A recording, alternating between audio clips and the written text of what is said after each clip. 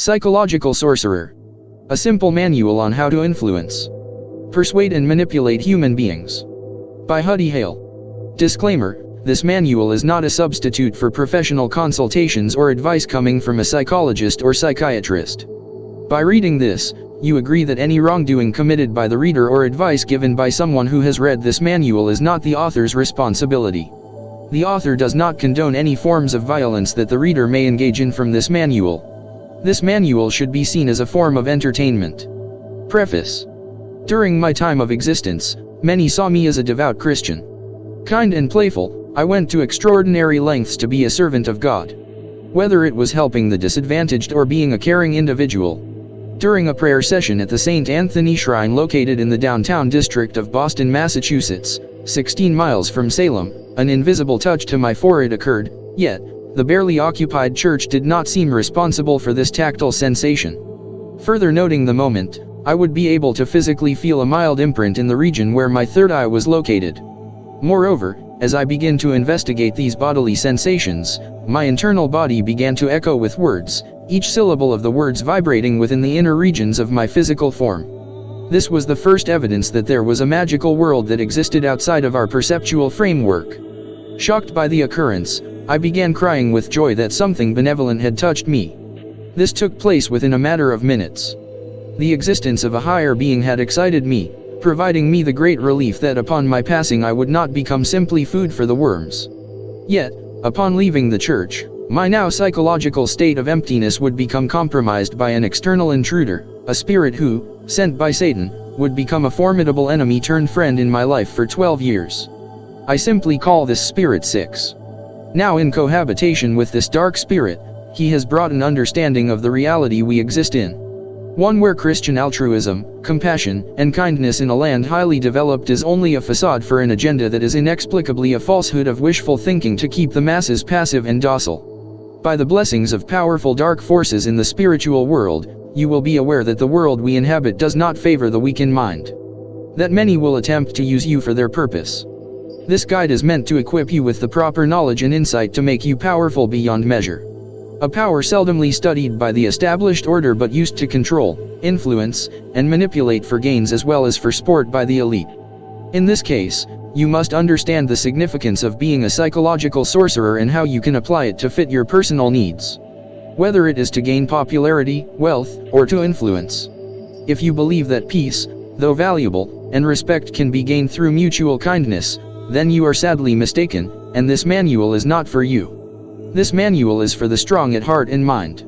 Every day you are at war, and in the world we inhabit you are fighting to survive. As Charles Darwin states, it is survival of the fittest, and the fittest are the ones that are highly adaptive. You must consciously adapt to the environment you are placed in, and if you live in an environment where it is chaotic and driven by darkness, this manual is for you. Only in heaven is everything fair and just. Anonymous. Introduction. Psychological sorcery is a form of dark psychology. Dark psychology travels in the cusp of a modern-day rendition of a form of mental sorcery in order to receive favorable outcomes. Psychological sorcery is dark in nature and similar to dark psychology, which comes with many advantages. To outwit, become cunning, and outlast competition with the utilization of patience. It is a form of sorcery minus the concrete notable procedure of actual witchcraft to gain an outer worldly advantage. Prayer is a form of sorcery because you are using the mind and speech mechanism to ask a higher authority to provide earthly assistance. Though this higher authority will provide you with what you need, he will not provide you with what you want. This manual is meant to aid you in the effort to be successful in the attainment of satisfactory consequences, leading to the obtainment of wealth, doors to better opportunity, and other rewards. If you are reading this, then you are among the lucky because this manual is controversial and will only meet a few eyes. With psychological sorcery, you are using your own magical power of mind to gain access to forbidden fruits and powers many of the elites utilize. Knowledge, if used correctly, will win you praise and favor. If used destructively, you may lose everything that you have worked so hard to gain during your life journey. You are a magical creature, like many, but you and a monolith of people have been misinformed and misled to think you are an ordinary human being. We all possess the ability to change our circumstances, whether with the help of spiritual aids or through what this manual outlines. If you are already spiritually inclined, then there should be no doubt that spirits will place you in position to exercise the techniques and tactics written in this manual. You could be very well in the midst of a great awakening, seeing the world as it is and not what we would like for it to be. This is the crucial moment where you are attentive toward the sorcery we have been subjected to keep us blind and ignorant from our pure potentiality. In this manual you will notice some of these techniques have been used on you, whether accidentally or on purpose. Do not be alarmed. This is all part of the game in this very reality we are placed in. Your job is to recognize how you can use the methods revealed in this manual for personal improvement to make you discreet yet superior. The tactics conveyed in this manual dramatically increases your chances of succeeding compared to those who are unaware of the power dynamics inhabiting your realm. Life it's not meant to be fair. Mother Nature intended it to provide only to the most crafty, clever, and vicious. The faster you realize this truth, the quicker you can act on your new and improved instinctual side to survive. With this manual, you will not only survive, but see the pleasure and thriving compared to your silent competitors. Be slow to anger and quick to act, for nothing is as important as the urgency of now. With this psychological sorcerer's guide, you will possess a human-to-human communication toolkit that many wish they would have known. Enjoy. Level I. Name technique. Has anyone ever called you by your first name? What type of bearing did it have on you? Have you ever had a crush call you by your first name playfully or heatedly? Names are extremely vital in the sorcerer's playbook. One of the most influential and persuasive tools you can use is by calling an individual by their name. This is called the name technique. People love to hear their names, and when you say it more and more, people begin to recognize the significance of your presence. This urges the person you are calling by name to acknowledge you as a person of importance or distinctiveness. People love hearing their name. In fact, it is music to their ears. You must ask yourself, how much do you appreciate hearing your name when done in a reverential way? Hearing your name elicits a positive reaction that encourages the person you are calling to give you their undivided attention. In the world we exist in, there's a high emphasis on being unique and individualistic. Everyone has a name that represents how unique they are believed to be. By saying the target's names, you're prompting them to appreciate their uniqueness and how they are different from the dull masses that inhabit this earth. Many failed to use this technique because of a lack of knowledge of its great use. If you were to take the time to think about it, how many people have called you by your first name? If so, how was it uttered? Was it in an affectionate way? Was it with an air of admiration? Was it said with authority? People have raised to great heights by merely remembering people's names and using this technique as often as possible. Many police officers use this technique to build rapport with a suspect or victim. It's an attempt to enter the mind of individuals they are speaking to. By saying their name genuinely, people are more likely to open up. People love hearing their names. That is an undeniable fact. It makes them feel great and sometimes even important. If you feel like your name is important, then imagine how others feel about their names. Use this technique to your advantage and make a note to always say the name of the person you were talking to. By doing so, you open a door to influence. Reciprocity. When given a gift, you feel special. Sometimes you feel obligated to pay back the gift giver. In the book Influence, The Psychology of Persuasion by Dr. Robert Cialdini, delightfully notes about a specific incident that took place in an airport. A group of missionaries were giving airport passerbys flowers. By giving simple flowers, the missionaries were receiving in return donations to their cause. Those returning from their flight would give their donations after receiving a simple mundane flower. Later, the passerby would throw away the flowers. Recognizing their success, the missionaries simply went to the trash and picked up the thrown flowers to give to more people in return for more donations. The technique used by the missionaries is called reciprocity. By simply giving something to someone, you place them in a type of mental debt. They feel obligated to reciprocate what you have given them, in some way, shape, or form. Like Robert Greene, the author of 48 Laws of Power, beware the free meal, because the action may very well have strings attached to it. Every gift has a string attached, even when they say, there are no strings attached. Those who are highly susceptible to reciprocity are those who have a good conscience, people who can feel guilt, shame, or forms of indebtedness. This will most certainly work if done correctly. Things that fall under the umbrella of reciprocity can even be providing secrets, so long as it does not harm you or your reputation. Many criminal informants provide valuable secrets to law enforcement. With that, They are given immunity, whereas their competition receives a harsh punishment and incarceration, while the arresting officer receives an award and a story in the newspaper. Reciprocity creates a bond, as does the name technique, which opens the door to influence when studying the said target. Is the target someone who receives little recognition from family, friends, and society? Then they will be highly appreciative of your sincere gift. This will surely be ineffective to someone who receives countless gifts from suitors, friends, colleagues. However, what reciprocity does is lower resistance and allows you to be more manipulative when seeking to influence. This technique is also powerful when gaining an ally. The mark will see you as being thoughtful, envisioning you to be a promising comrade or lover. Do not provide anything too big, large, or vast. Do not provide money because you do not want to deplete your funds for someone who could possibly switch up on you. You should use simple and meaningful gifts to elicit compliance, like buying or making a meal. Halo effect. By using the name technique, inducing reciprocity, the next step is to get the target to cooperate with your wishes. What is needed is for you to build rapport, instantly. Humor can be used as a great icebreaker to gain a connection. One effective way to connect with the target is a humorous joke. An example would be, "How does a Jew make his coffee? He brews it." All jokes aside, it is of the utmost importance to seem kind at heart, which requires a genuine smile. The genuine smile is an important tactic to practice in front of the mirror.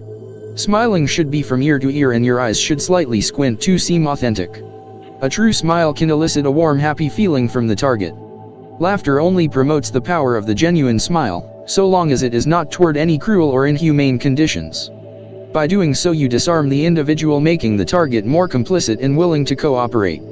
They must see no threat in you whatsoever, and that you are down to earth, kind, and warm. That is the energy you want the project to your target. We call it the halo effect. When you are seen as a savior or hero, people are inclined to submit to your presence, becoming fully compliant to your will. When seen as a heroic person, people will immediately trust you, even with their lives. Many politicians projected the halo effect on its nation's citizens. By doing so, some have created cult followings, resisting any negative suggestions that their beloved leader could be corrupt, evil, or have silently gone mad with power.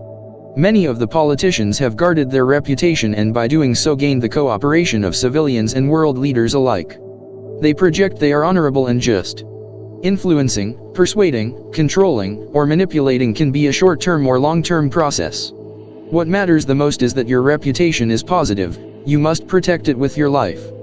If you use the reciprocity technique effectively, where the target is willing to cooperate with you, and become compliant, create a small commitment that increases in increments for the target to uphold.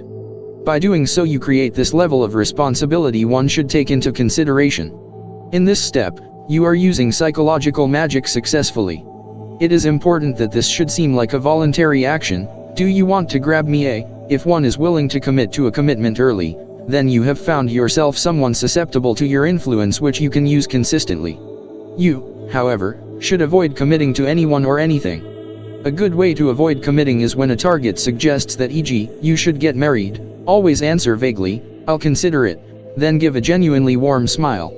An incalculable amount of people are trying to use you, and you must be prepared. One way to stay away from making a commitment is to keep a friendly distance from people yet still interact with them, whether through text or through social media. If you think critically, there's nothing wrong with occasionally going out with friendly group members or other allies. Yet, one should refrain from being overly committed to one person or one idea. Apart from that, that will empower you. Everything should be done in moderation. Becoming overzealous leads to extreme emotionalism. This manual is to help guide you to make monumental decisions that lead to gains, accessing power, and locating resources that could make your life more convenient, prosperous, and fruitful. Authority. Authority is another technique used by psychological sorcerers. Naturally, people are judgmental and will judge a book by its cover. If that wasn't true, book covers would not have images to appeal to the visual senses. By dressing in a manner that suggests you are a man or woman of importance, like police officers, politicians, models, corporate managers, members of the public will be complicit to your orders if done correctly.